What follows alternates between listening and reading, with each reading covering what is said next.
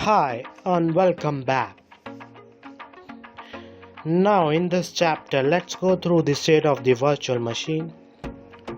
Now we look at the virtual machine itself and you create the virtual machine. So by default you get allocated and away this is of 127 GB of sys. At the same time you also get allocated a temporary disk of for the GDP. Now please note that you can add additional data to the virtual machine and you should always consider adding to this and then installing and storing your application data on this data out of this. Please don't go ahead and steal any data of the temporary or at MPRI. So when you stop and start the virtual machine, if you have any data on the temperatures, all temporarily volume, that data gets deleted. Now also some important facts when it comes to stopping and stopping the virtual machine. Now there are two ways you can actually go ahead and stop. So first you could go ahead and to the virtual machine itself and then shut it down, or you could go on to the Azure portal and shut down the virtual machine. Now there is a difference between both the operation that you will go see.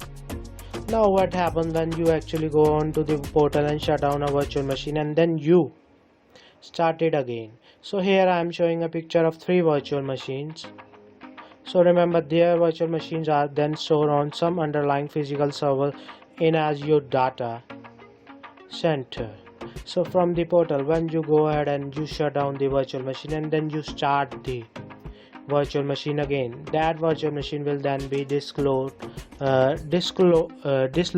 from the underlying physical host, and it could either restart on the same physical host or another physical host. Again you have no control over this. Now when this happens, the virtual machine will get assigned a new public address and you damply store. That's why there is a difference when you are actually shut down the virtual machine from the zero portal. So if your web application that been hosted on the virtual machine, and remember your job application will depend on the public IP address. So users would actually go on to your website and your website would be freezed to the public IP address.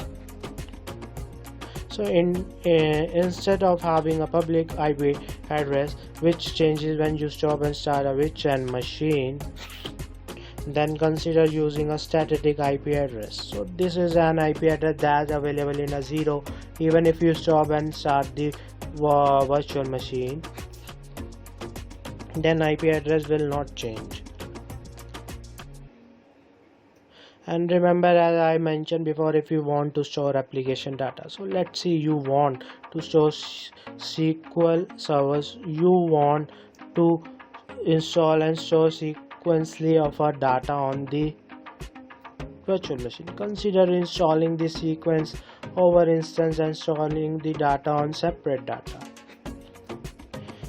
So let's go over on to zero. Let's look at some of the aspects that we just learned.